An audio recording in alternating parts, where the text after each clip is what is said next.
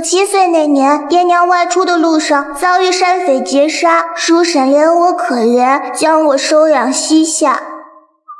16岁时，我遇见一位静坐于闹市看书的穷书生。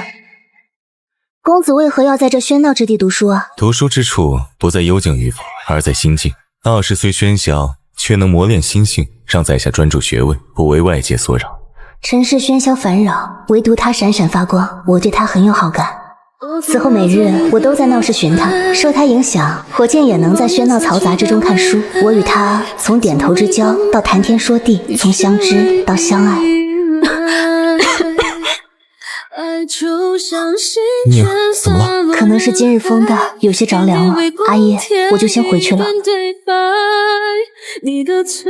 我呀，素来体弱，叔婶这些年给我找了很多大夫调理，始终不见起色。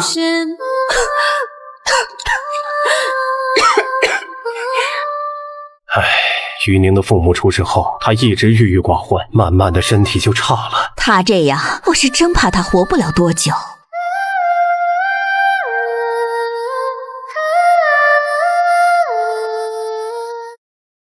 这些年，我们给怡宁找了许多大夫看过，都说若是有太初玉莲，或许能治好他的病。太初玉莲这种罕贵的东西，我们打听许久，才知皇宫里有一株。我一定会治好怡宁。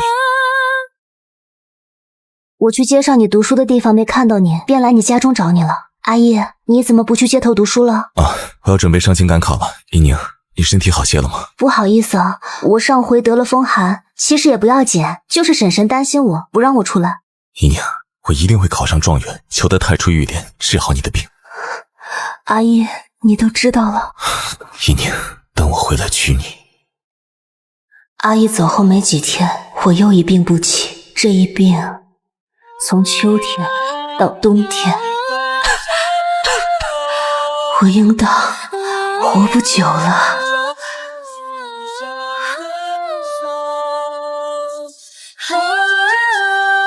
我崔怡宁于建安17年冬末病逝。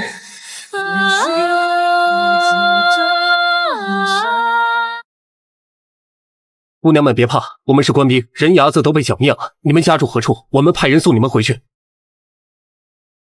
他是谁？大人，我不记得我是谁了，我可以跟着你吗？宋氏玉佩，好啊。大人，她确为瑞王之女宋婵生，只是她生来痴傻，如今瞧这模样，估计已然恢复神智。既然她送上门来，就休怪我无情。大人，天气热了，我给您做了些酸梅汤。虽然我失忆了，但做出来的酸梅汤味道还不错哎。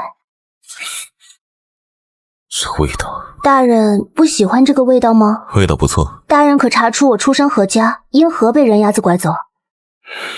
京都50里外的一员外郎家中嫡女，被继母故意丢失，卖给了人牙子。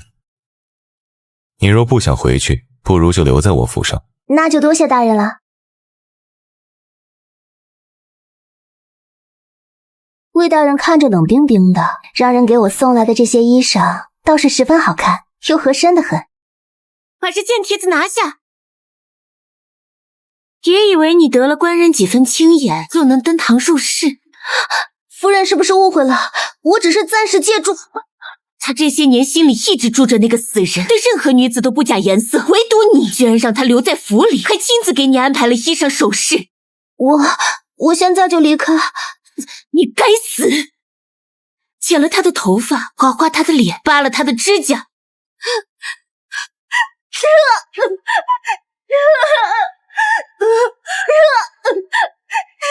他落在夫人手里，可得吃不少苦头。陆心思这些年对接近我的女人非打即杀，连多看我一眼的丫鬟他都不放过，更何况一个我亲自留在府里还极为上心的女人。疯够了没有？我会给你找最好的伤药，不会留下疤痕。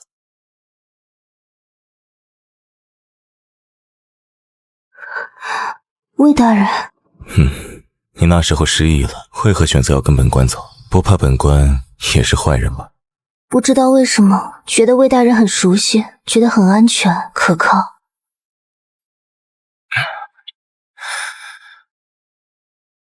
当年我父亲赶考中了状元，被太傅之女陆星慈看上，他害死了我的心上人，还逼着我娶了她。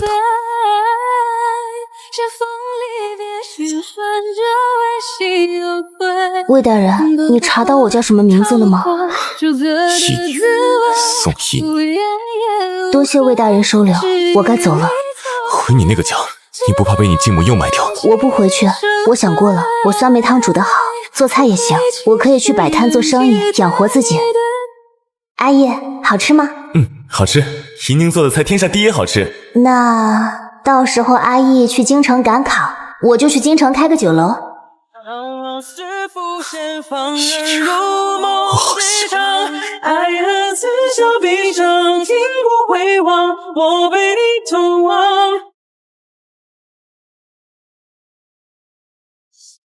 宋一宁连名字都这般像，之前那些容貌与崔一宁相似的女子凑上来，他看一眼就直接将人打杀了，唯独对你。一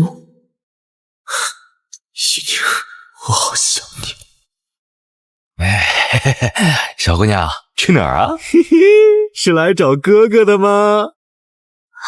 你们滚开！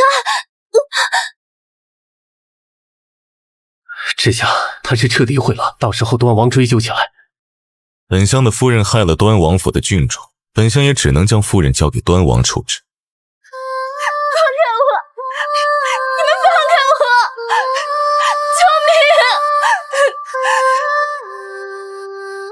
风上微月去踏破山河之巅啊，一心并肩赴跌宕，看永夜的尽头。魏大人，谢谢你又救了我。魏廷义，你放开本王的女儿！楠楠，快到爹爹这里来。他是我爹。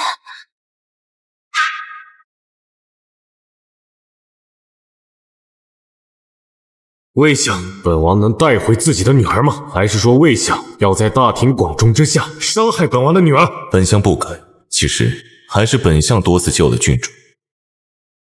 然后我就莫名其妙的被带回了端王府。明明我觉得魏大人很亲近，为何他跟我说的都是骗我的？我的楠楠脑子好了，变正常了，真好啊！我以前是傻子。楠楠不能这么说自己，你是天真纯善，不谙世事。今日我见你和魏大人针锋相对，你们是有什么过节吗？10年前，你误食毒药，命悬一线。宫中有一株太初玉莲，能救你的性命。我苦求皇兄，可皇兄却将太初玉莲赐给了魏廷义，所以我暗中派人抢走了太初玉莲。后来我才知道，他的心上人未能等到太初玉莲救命，香消玉殒了。所以是因为我，他的心上人才死了。楠楠，这些不怪你。你服用太初玉莲后，虽然活了，却也变得痴傻。况且太初玉莲本来就是咱们府里的东西，是被皇兄抢回宫里保管，他又凭何将咱们的东西赐给别人？况且你中的毒也是皇兄派人下的，魏廷义离开的时间和路线也是皇兄派人透露给我。虽然魏廷义也知晓这些，但是他对本王和你的恨意却从来不减。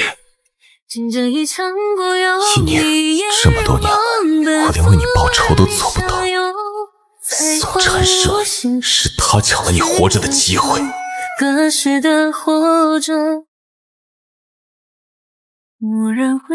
听说魏相曾经的心上人经常做这种梅菜饼给他吃，我们的梅菜饼就是崔一宁之前的秘方。魏相要是吃到曾经的味道，定然动容。对有故人影子之人，自然清源有加。魏相权势滔天，容貌俊秀，能伺候他左右，哪怕是做个替身也是好的。喂，你们俩是外地来的吧？还不知道魏相可是最讨厌模仿崔一宁的人。这些年不少女子找上门来，或是长得像崔一宁，或是性情与崔一宁相似，所有人都以为魏相爱惨了他的心上人，或许会找个替身，没想到他将人全都杀了。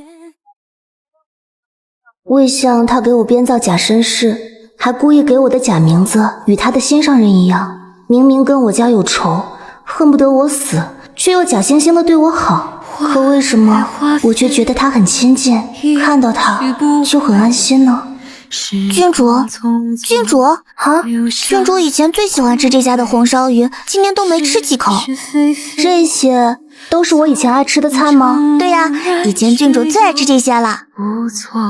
这些我好像并没有特别喜爱。对这梅菜饼，我好像很有兴趣。这几日我了解过，端王确是我爹，他对我宠爱有加。19年来，我一直生活在端王府，可我对端王府的一切都没有半点熟悉感，对端王也没有亲近感，反而是魏廷义特别熟悉。你的夫人多次谋害郡主，朕得把她交给端王处置。听说你对郡主倾心，那朕就把她赐婚给你吧。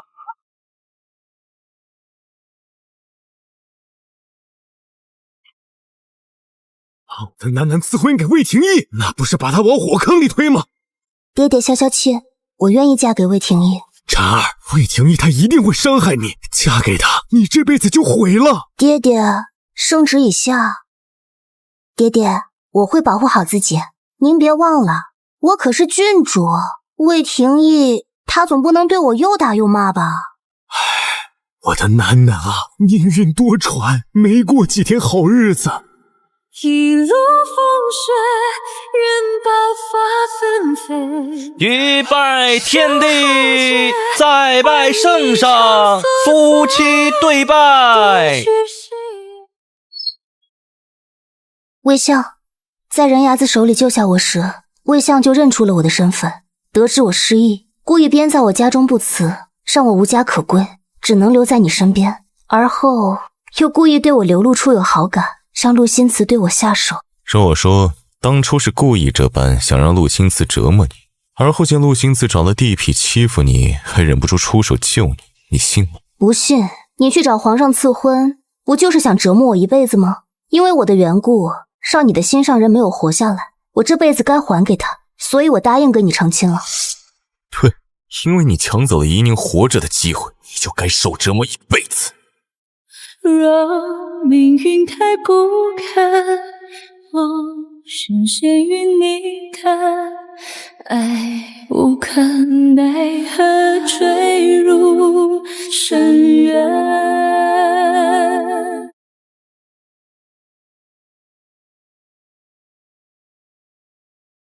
梦里好真实，可我以前是痴傻的，几乎没有出过王府，怎么会在街头看书呢？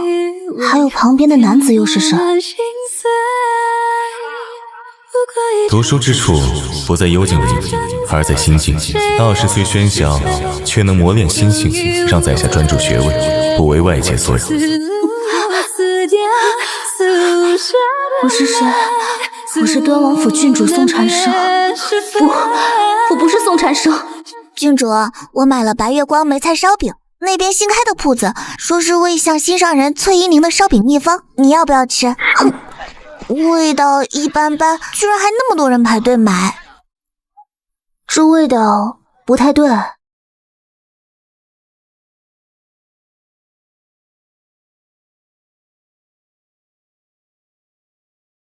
这个味道才对。哇，郡主做的梅菜烧饼真好吃。想与你互不相干，为何你还要处处学他？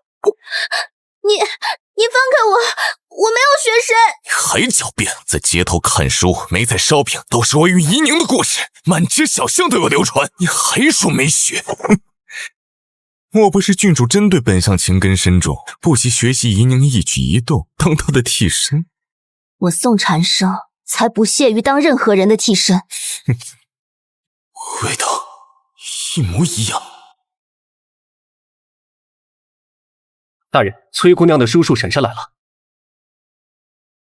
听说魏大人又成亲了，我们一家特意赶来恭贺。怡宁过世10年了，魏大人也该忘掉她，进入新的生活。怡宁若是泉下有知，也会为你高兴。这世上无一人能替代怡宁，更何况他还是害死怡宁的人。是新夫人害死了怡宁。当初大人得了太初玉莲赶回去的路上，遭到端王的人拦截，抢走了太初玉莲，最后太初玉莲被郡主服用了。我可怜的怡宁啊，老天爷怎么就一点都不心疼她呀？当初要是能有太初玉莲，她现在就是首府夫人，有人疼，有人爱，不至于一个人冷冰冰的埋在地下。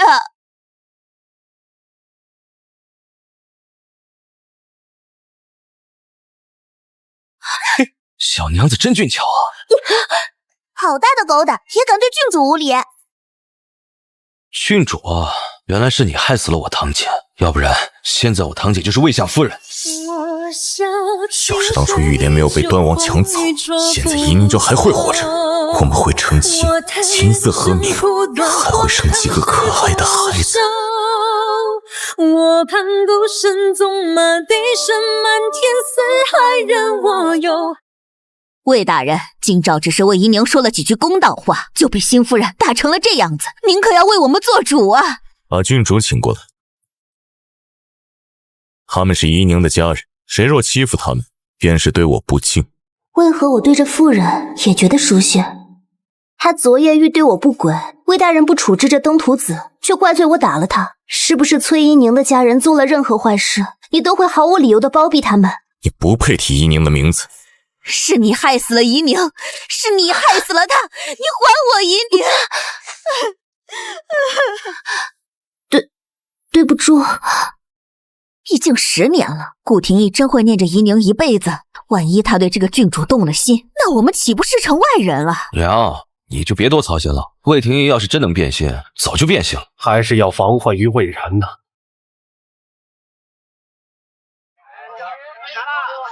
郡主真的要开个14？我失业后第一件想做的事就是开14养活自己。反正嫁给魏廷义也只是个名头，我不如做点自己想做的事。反正我有钱有闲，还有身份，没人敢找14的麻烦。要是你成了残花败柳，还被全城人皆知。那等14开张了，我们叫王爷过来吃饭，王爷肯定高兴。岁岁，我今日很快活，我想以后的每日我都会过得很快活。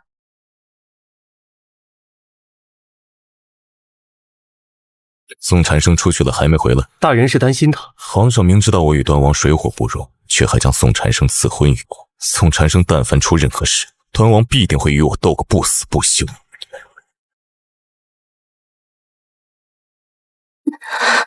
又是这一套。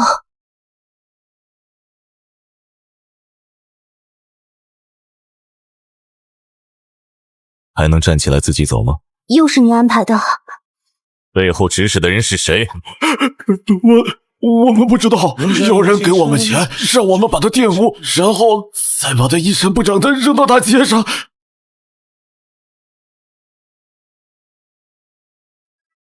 上回那些地痞，魏廷义查出来是崔金照安排的，他倒是没有特别护着，直接将崔金照扔进了大牢，而我没管这些，把心思都放在了我的14上。这一桌子的菜，全是我宝贝女儿做的。对，全是郡主做的。王爷您也没想到吧？郡主居然这么厉害。爹爹，婵儿做的菜合您的口味吗？哎呀，太合了！婵儿啊，你怎么突然就会做菜了？我醒来就会了呀。来，楠楠，这是你以前最爱吃的。爹爹，我现在好像不喜欢吃以前喜欢吃的那些东西了。没事没事，楠楠变聪明了，当然就不喜欢以前的东西了。只要楠楠还是爹爹的楠楠就好。明明是很疼我的阿爹，可我如今还是没有那种与生俱来的亲近感。我好像可能真的不是他的女儿。楠楠当然是爹爹的楠楠啊！不管我以前是谁，以后我只是宋禅生，阿爹的女儿。民妇有冤情，求青天大老爷开眼，金陵崔家皆为首府之事，害死我的女儿。崔金照强抢民女，逼死林巧儿，人证物证确凿，本府判你收押，秋后问斩。金照是夷宁唯一的堂弟呀，那时候他们姐弟俩的感情多好啊！魏大人，求求您了，金照只是一时犯了糊涂，罪不至死啊！夷宁，你是不是也希望我能救你的亲人？杀人偿命，林大娘从金陵告到京都来，不就是为了她死去的女儿讨个公道吗？再说，崔金照真的只犯了这一回罪吗？郡主娘娘，夷宁已经死了，求你不要再逼死金照了。你怎么能说是我要逼死他？明明是他犯了事。阿叶，你父母双亡，我也父母双亡，以后我的叔叔婶婶也是你的家人。怡宁的堂弟自然也是本相的堂弟，我会救的。你不明是非，亏你还是当朝首辅。最近我越发觉他身上有怡宁的影子，怡宁也是这样正义凛然的人。好吃14，到时候我开的铺子就叫好吃14，怎么样？简单直接，一看就好吃。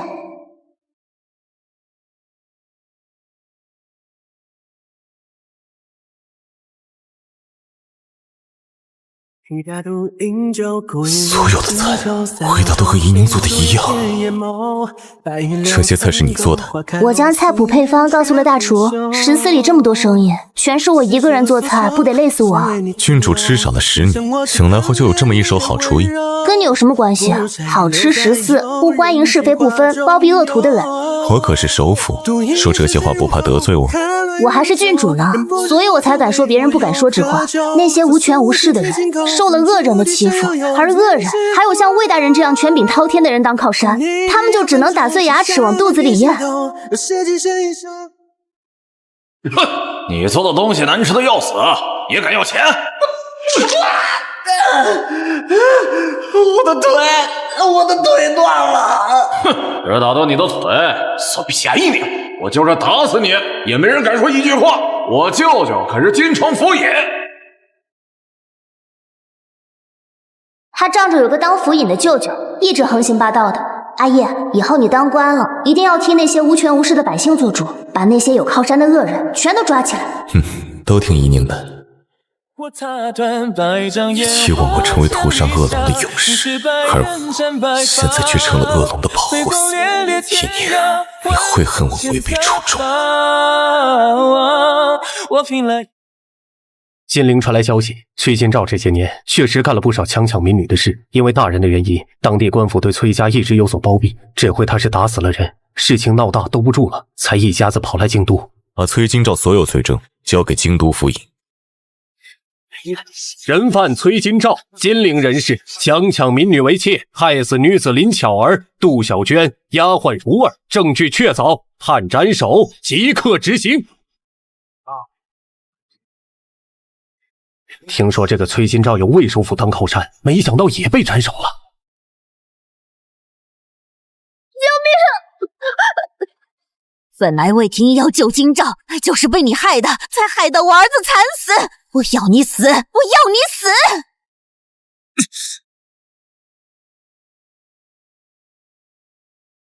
宋产生，你醒醒！披云烟半苍雪，粗马天山踏经年，后悔我当年人知你岁月。我是病逝于建安17年的崔怡宁，于建安27年重生成了端王府郡主宋长生。真正的宋长生应该在被人牙子抓走后就受惊吓而死了。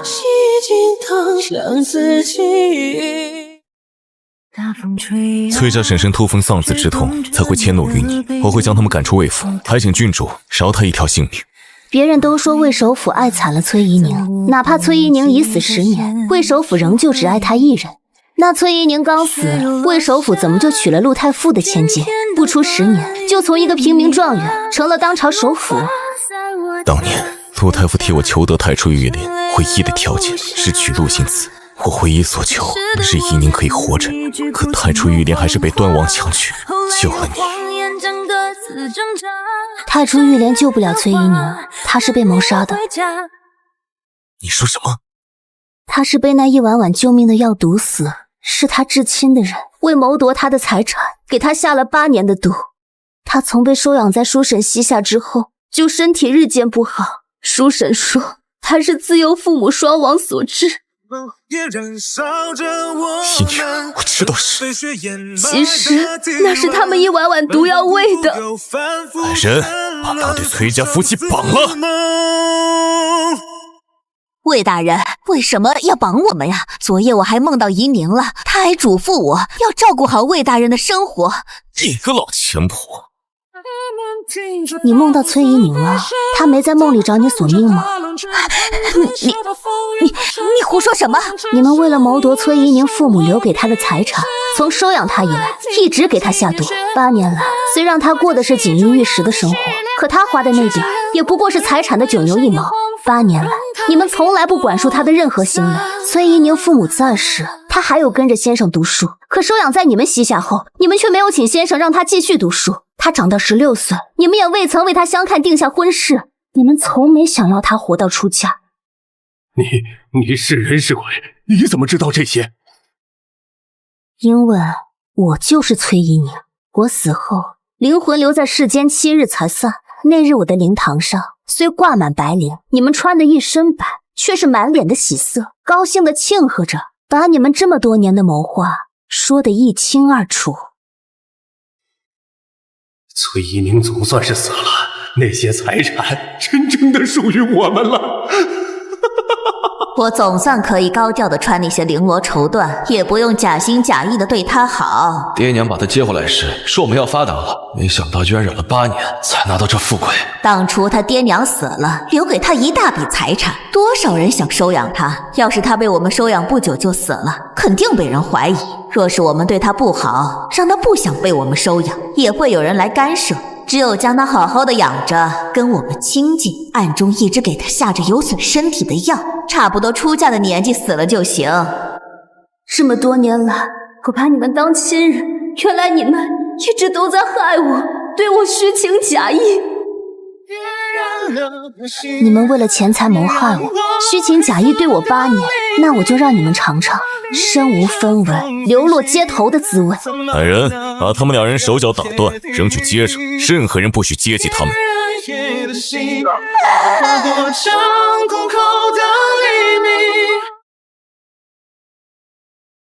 他敢对郡主落水，活该落得这下场。不管他们了，我们先回端王府。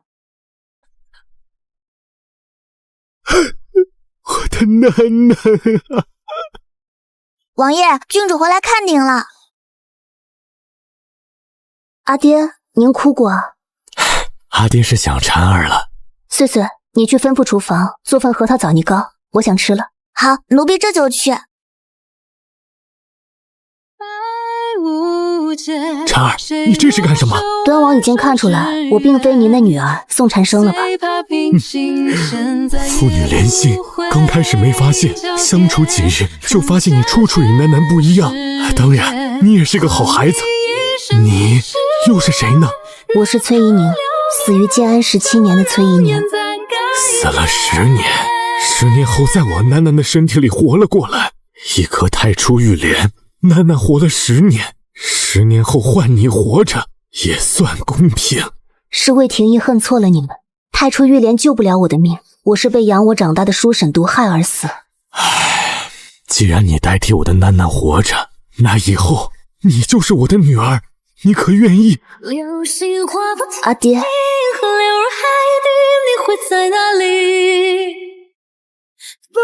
当年病逝后，我7日灵魂不散，先是在灵堂上得知待我如亲女的叔婶是害我之人，后来又见阿义迎娶他人，我死后连头七都不曾出，亲人成了害我之人，爱我之人弃我另娶，所以重生回来，我才不愿意记得前世所有。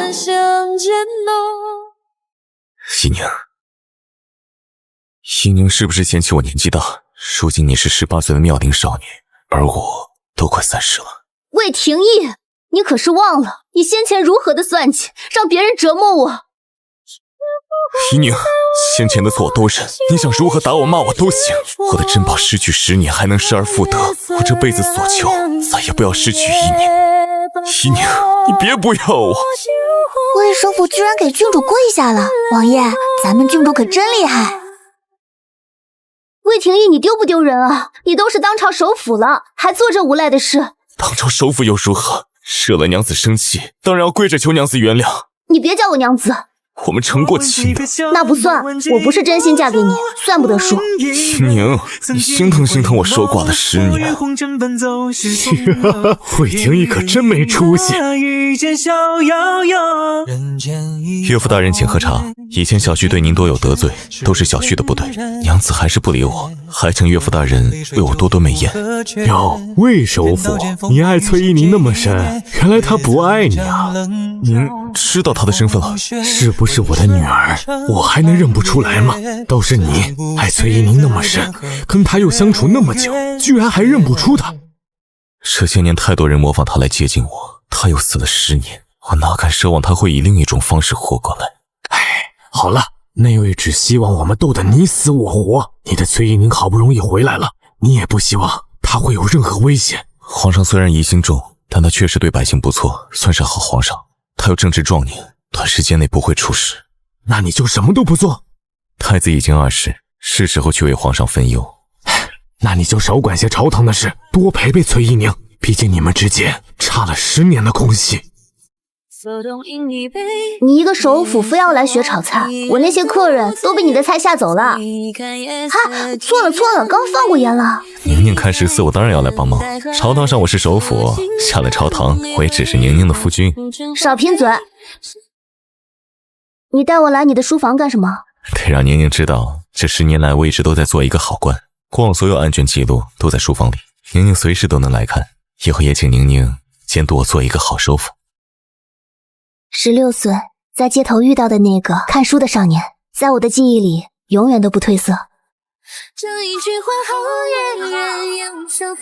天下为公，选贤与能，讲信修睦。外公，爹娘又把我丢给您了。哎呦，你爹娘又跑出去了？爹爹说要去南边视察，就把娘亲也带去了，让我跟着外公，说外公孤家寡人很可怜，让我多陪陪外公。爹爹娘亲，我们出去玩，为什么不带哥哥？他个皮猴子，才不带他去呢。他天天对着你爹爹喊老头子，还说要换个年轻的爹爹。你爹啊，还没把他腿给打折，就是好的了。我哪里老了？也就30多岁，儿子都嫌我老了。宁宁，你没有嫌我老吧？魏廷义，你还要不要脸啊？宁宁，你说嘛，说你不嫌弃我，不嫌弃。